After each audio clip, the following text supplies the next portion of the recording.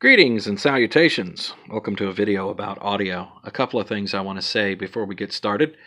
Number one, please forgive the video quality on this. I'm using my old phone. I am not using a tripod, and this phone does not have very good stabilization, but I want to move the camera around too much to put it on a tripod right now, so I'll try and keep things as steady as possible.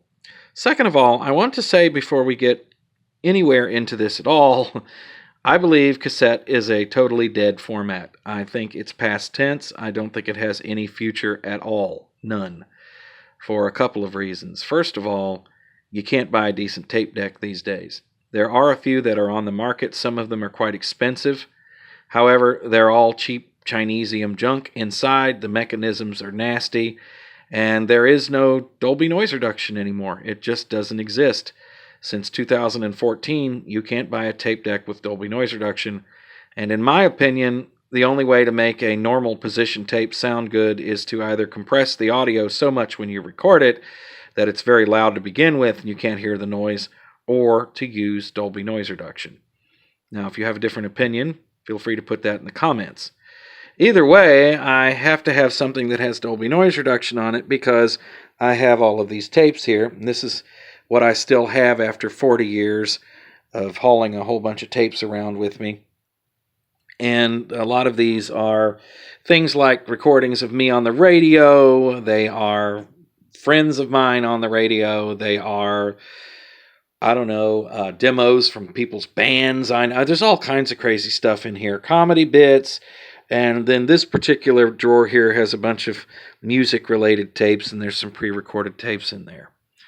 And I like to be able to decode things with Dolby because I cannot stand the sound of undecoded Dolby. That sucking sound just drives me up a wall. I would rather have the playback be a little bit muddy and to equalize the audio than to actually have no Dolby. So I, with all of that in mind, still bought me 2 tape decks in the last month. And the reason why I did that is that starting at the beginning of the year, I started to get this yen for a tape deck, and I kept fighting it and said, no, forget it. But then I still had all of these tapes, and they were calling to me, hey, you need to go through us. You need to listen to us. There might be some cool stuff in here that you haven't transferred to digital yet. You know, that sort of thing. So in the last video, I went on and on about being frugal with the audiophile habit and not buying junk. And then as soon as I got done with that, I bought a tape deck. But at the end of that video, in my own defense, I will say that I had been thinking about buying a tape deck. In particular, I had visions of a late 70s or early 80s Techniques, one of the really nice ones. But they cost real money, and so I didn't buy one. So I went online, and I watched some videos, and I played around with this idea, and I finally ended up buying this one down here, which is a Sharp RT-100. This model is from the mid-80s. There is a really good video about this one from V Westlife. His video is a little bit older than mine. It only takes chrome tape and not metal. This one takes metal, so this is the RT-100, a little bit later revision. And if it looks very familiar to you, but you don't remember it being a Sharp, that's because Sharp also built this same tape deck for Radio Shack, and they had a version of it as well. In its day, it was a very good basic tape deck. This was the cheap alternative when you went to the Circuit City. This is what they had for the low-end decks. And Sharp made some pretty nice tape decks in the 80s. So why did I end up buying the Nakamichi BX-100 on top? Well, it's because I bought this from a seller online who said he had replaced the belts and that the machine was thoroughly cleaned and lubricated and that it was in good working order. And I paid $60 for this plus shipping. The machine arrived. I put a tape in it. It played. It sounded very good. I do not know whether the seller did an electronic alignment on the machine or not, but everything was perfect. It was just the way it should have been. I was like, okay, this will work. So about a week into going through my tapes, it started to drag tapes, and I actually threw one tape away because I thought the tape was bad, but then it started doing it on other tapes that I knew for sure were good, and I got upset because I was like, well, I just bought this. But then I remembered way back a long time ago, I used to rebuild a lot of tape decks, and that's how this channel actually started. If you want a really good laugh, go look at some of those early videos. And then I remembered that single motor cassette decks like this have clutches. It's the only way that they can control the spindles and the capstan at the same time and get the different speeds. And those clutches get grabby, and sometimes they bind up, which is what this machine will do. If it's been sitting off for a long time and you hit play, you'll hear the auto stop trying to kick in. You have to actually hold the button down. Sometimes you hit play and it just won't move at all. Not the belt, it's the clutches. So I got to thinking about it and said, well, what do I want to do? Well, I'm too old to actually take this machine apart and try and fix clutches. You can anyway. I don't know anybody that can do that, so I'm not going to fool with it. But I thought, well, maybe I could find another tape deck and one that was a little bit more robust. So I went online, this time around with a little bit more money in my budget, and I ended up buying this Nakamichi BX-100.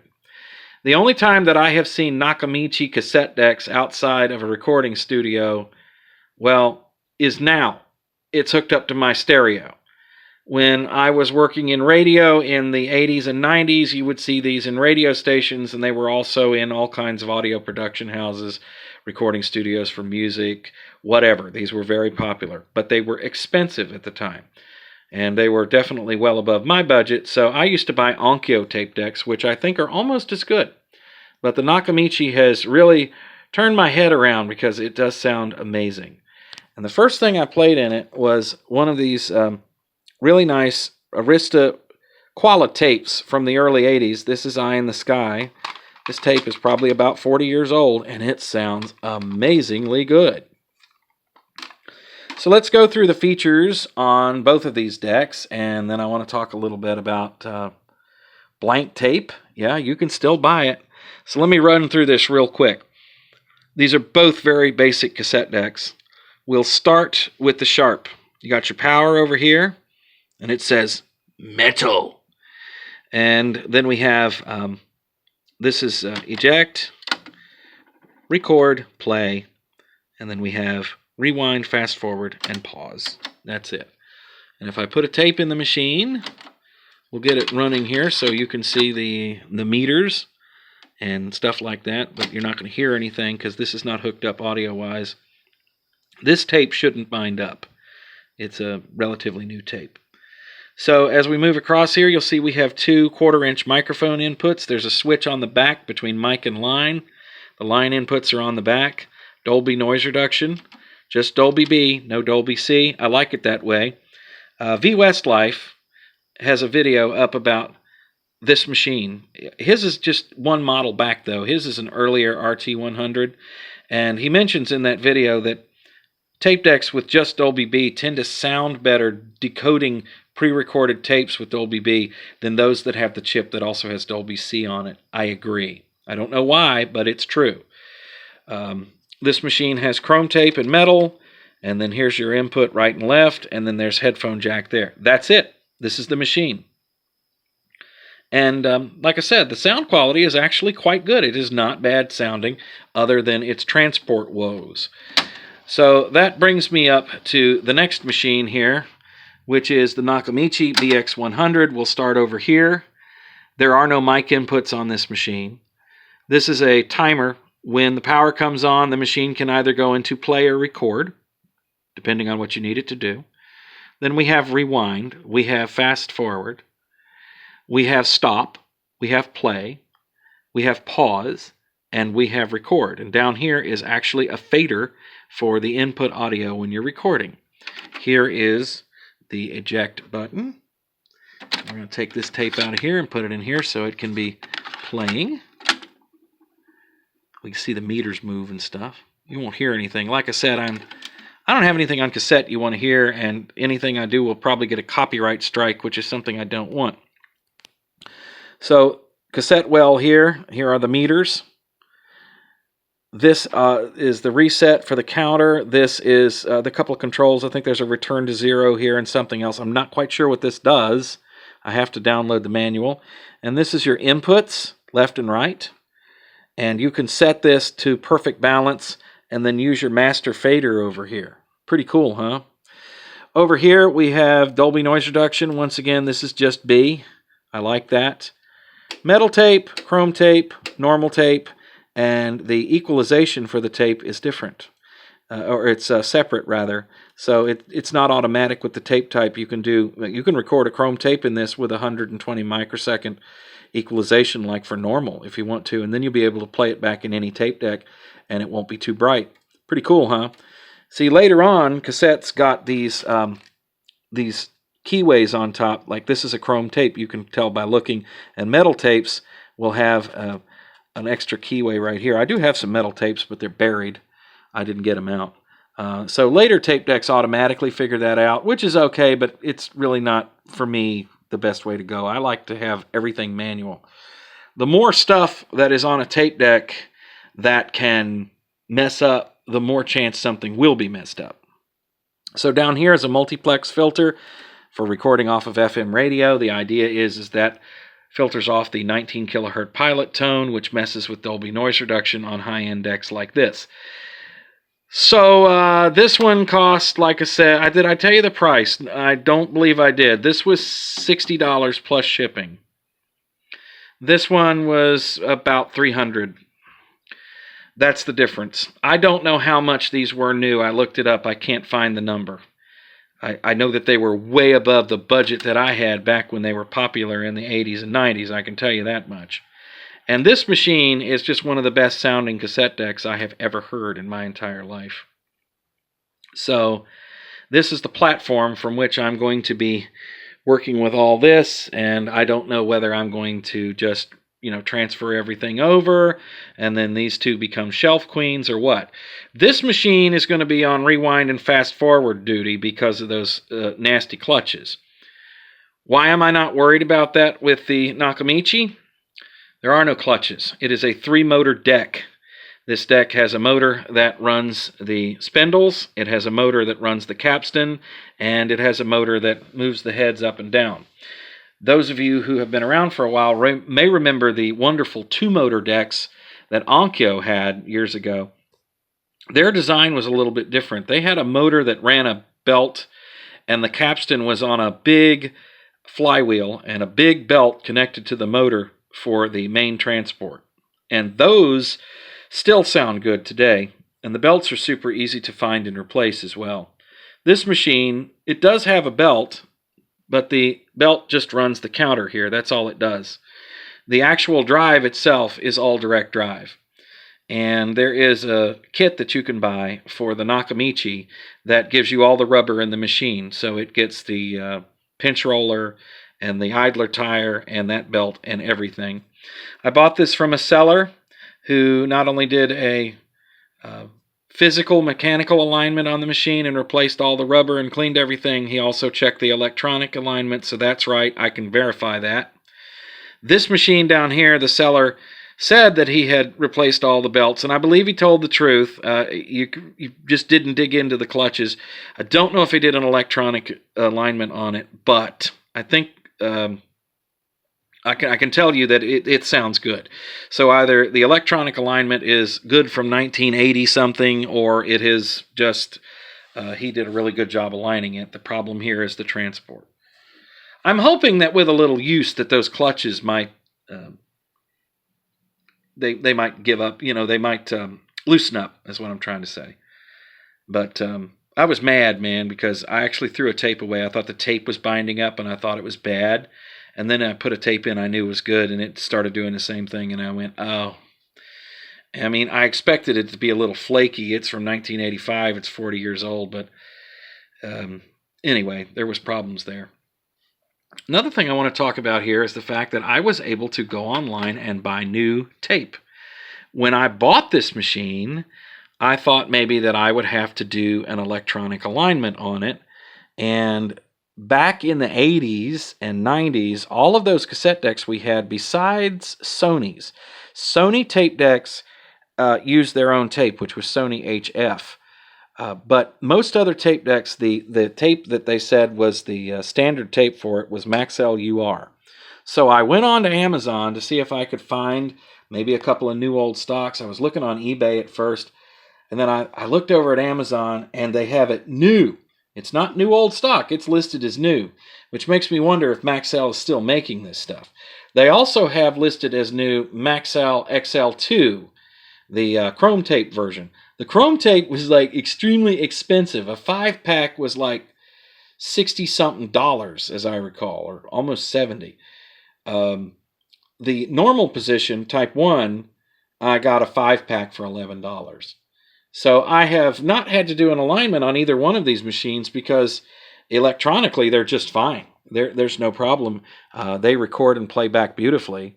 The Nakamichi does a better job than the Sharp, but what do you expect? This is the low end of the high end right here. This machine by Nakamichi was their basic unit, but a no compromise with the sound, and this was really the entry level for a cassette deck that you would buy at Circuit City in 1985, and this is probably what I would have ended up with, although I did get a Sharp, but mine was black and it was a 2-motor deck. I got a better version of the Sharp, which lasted me for a long time. I bought one in 1986 and I loved it, and so I have nothing against Sharp. It's just like I said, these are the risks that you take. This YouTube channel started out years ago with me rebuilding cassette decks. You guys might remember that. And if you really want to have a laugh, go and watch some of those early videos because they're horrible. But I probably went through about 25 or 30 tape decks to post videos on YouTube back then.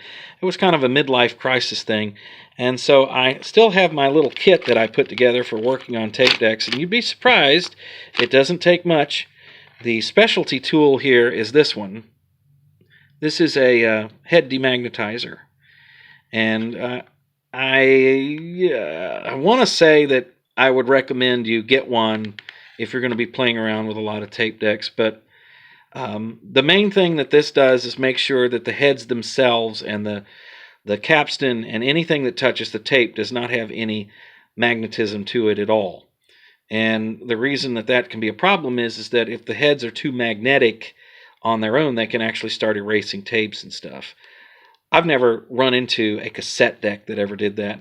I have, however, run into broadcast cart machines, we called them. They played endless loop cartridges that were so magnetized, the heads, that they were actually starting to erase the tapes. But all of the screwdrivers that are in here, these big guys right here, these are degaussed. I have a bulk tape eraser, which is pretty strong. And so these screwdrivers have there's a little hex wrench in there too. And I know I had some small screwdrivers. There's an X-Lite little screwdriver here. These screwdrivers are non-magnetic. And that's important for working around heads because you have something, magnetism can go from one thing to the next. So when I got my tape decks, I dug out my old kit here and I demagnetized the heads.